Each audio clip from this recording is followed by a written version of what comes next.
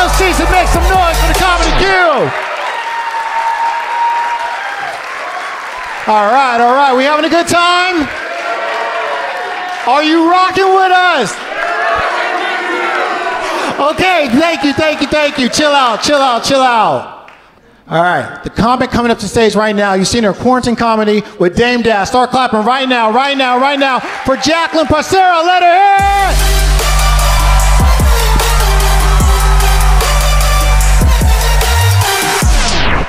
Hello. Thank you. We're gonna have some fun.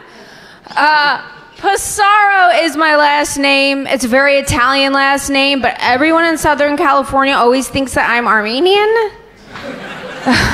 Even my GPS does. Every time I get into my car, it just starts heading to Glendale. When I was growing up, my parents used to like to buy me Barbie dolls, like specifically these career ones. They never got me the one that I really wanted, which was Serial Killer Barbie. Because she was too expensive. All the body parts were sold separately. As a kid, I used to think that she had everything, but as an adult, I'm like, I'm better. I have nipples. I'm pretty sure that she was definitely created by a devout Christian because she's had the same boyfriend for like 50 years and her knees don't bend.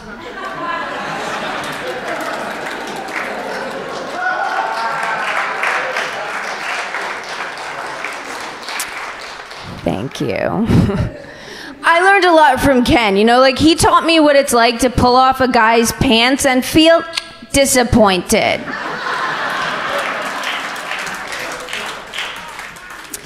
When I was a kid, I wasn't really a fan of anything musical, so I hated Disney. I did, however, like Ursula because she made that girl Ariel shut the hell up. I'm pretty sure that The Little Mermaid was definitely written by a guy because only a guy would take away a woman's voice and then replace it with a vagina.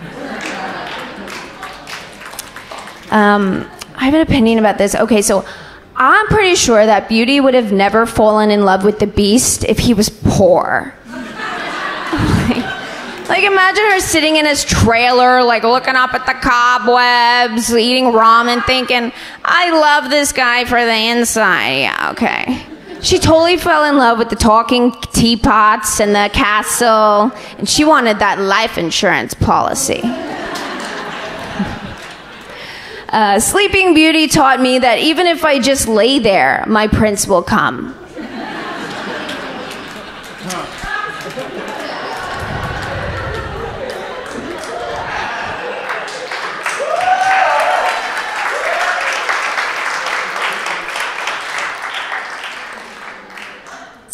I'm originally from Long Island, New York. But eventually, my family, they decided to move us to Arizona, which clearly was a culture shock. For the first time in my life, I was surrounded by these Xerox face, Brady Bunch-looking people. They're called Mormons. And they always wanted to know what religion I was. I was like, well, I'm a fake Catholic. It's true, I grew up in a family full of fake Catholics. When I was about 13 years old, I was looking at this calendar and it had the Virgin Mary at the top. I was like, hey Mom, what's a virgin? She was like, oh, don't worry about it. It's something you won't be for very long.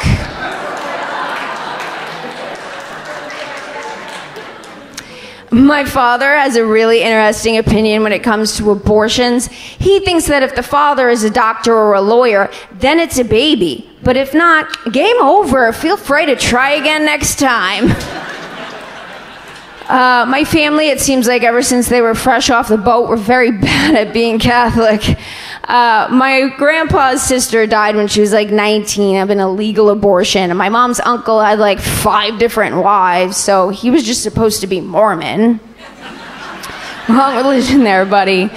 My little brother has really great skin, which is super ironic because he does a lot of meth. Oh yeah, and every other drug in the book. And so, of course, he was dating this other junkie, because, you know, birds of the same feather tend to shoot up together.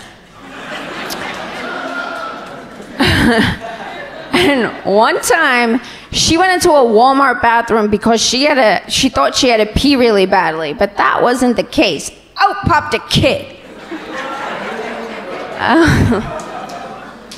I wish I was making this up, but I'm not that screwed up in the head. But I'm pretty sure that baby was thinking, this toilet bowl looks so much better than being stuck inside of this bitch. My father let them live with him. Why, I don't know. But one time I walked into his house. I went to visit them, and I walked into his house, and I was like, wow, this house is clean. He's like, yeah, whenever she's on meth, she cleans everything, scrubs the sink, organizes everything. So it really got me thinking. I was like, she could totally come live with me in LA. Like, I'll supply the meth. I heard it's cheap. And I'll have my very own live-in meth maid. Thank you. In fact, I decided that I'm going to start my very own business, meth maids, because if you can't fix them, then yeah, I might as well make a profit off of them. I already thought of my slogan, meth maids, we get your houses 10 times cleaner because we only hire tweakers. It's going to be open 24 hours a day, obviously. My brother has 9 lives, and in all of them, he's high. And on different drugs. I mean, he's overdosed like I don't know how many times and survived by now. One time, he got this really bad infection from a dirty heroin needle. And he had to be in the hospital on this antibiotic for like a month. And he had this roommate. And my mother was like, oh yeah, you know, he's got this roommate, he got the same infection as your brother because his girlfriend attacked him with a machete. But don't worry, they still love each other. She calls him every day. She comes by. I'm like, these people make my family look normal. Everyone in here, you all have some skeletons in your closet. That's okay. I have a cemetery in my backyard. So I watch a lot of serial killer documentaries. I think they're pretty interesting, you know, like Ted Bundy, for example. His primary victim type was really good-looking college girls. So even serial killers are shallow. And he was able to lure these girls into his car in broad daylight, and he drove a VW Bug. If Bundy drove a Maserati, he would have wiped out universities.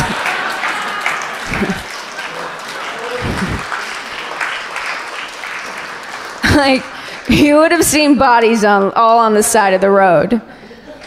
Jeffrey Dahmer, he used to saute his victims and eat them. I'm like, that's disgusting. I hate cooking. The BTK killer, oh my God, like he used to stalk his victims for months. I'm like, at least he could commit. He used to hide in these people's closets waiting for people to come home.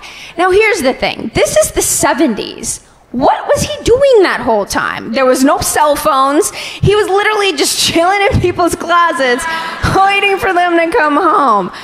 It's like, damn, he had way too much time on his hands. And I could never, ever be hiding in people's closets. I'm way too ADHD. Like, I cannot be in the same place at the same time, and I always have to pee. Like, I would be sitting on someone's toilet mid-piss when they come in the door, and I'm like, shit, I was supposed to kill them. Wouldn't work out. I think a lot of times female killers are so funny. They say some of the funniest things. This one girl was getting interrogated, and she was for shooting her ex-boyfriend in the face, and she was like, well, I was just trying to give him the nose job he always wanted. and she was so concerned about her mugshot because she didn't have makeup on. And I totally had empathy for her. I was like, it would so suck to get arrested right before you're going to bed. The best time to get arrested is like 10 o'clock in the morning after you're all finished getting ready.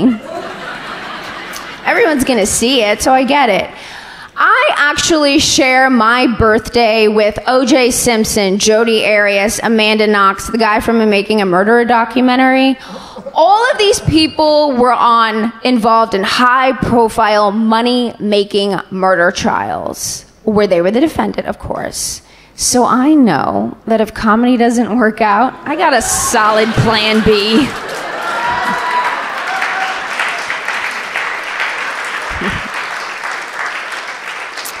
Thank you. Don't mess with cancers.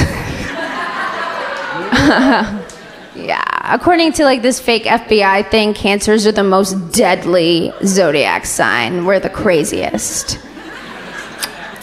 Exactly.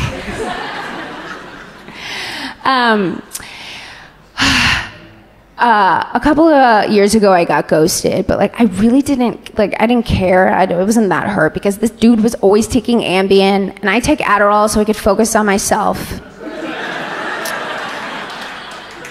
And then I met this other guy, and he told me that he doesn't have any feelings. I was like, cool, we can always focus on mine.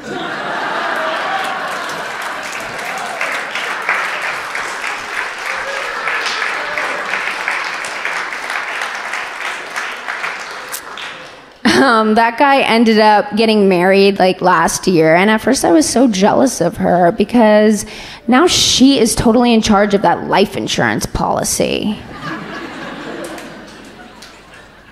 One pop. I'm psychic. I really am. Yeah. I was having this conversation with this ghost in my apartment, and she was complaining about how she's depressed. I was like, relax, you're white and thin. Like forever. I have ADHD, so when I die, I want my ashes to just be scattered like my thoughts were my entire life.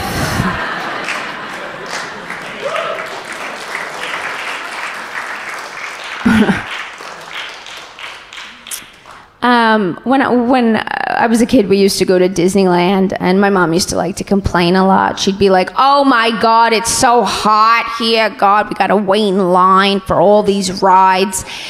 Like, it's a small world. 15, 20 minutes of these yakking puppets. Boring. Like, is something gonna explode?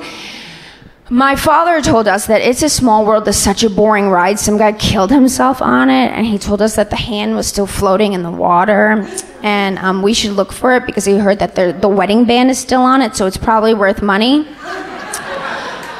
My father really loves money, like that's his thing. And he's always taught me that everyone in my life is always out to get me, so I've always had problems trusting people. Like, whenever I was hooking up with a guy in college, I couldn't help but think, oh my God, like, is there some sort of a hidden video camera in here? Because if there was some amateur porno of me on the internet, I know my father would be livid if I wasn't getting a cut.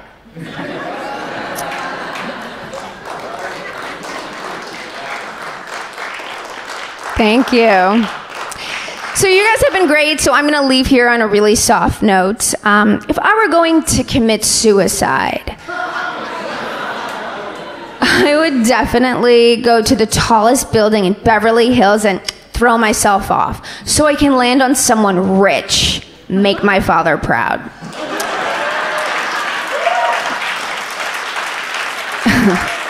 And I'd wear a bungee cord so I could do that shit multiple times. Thank you so much. I'm Jaclyn Passaro.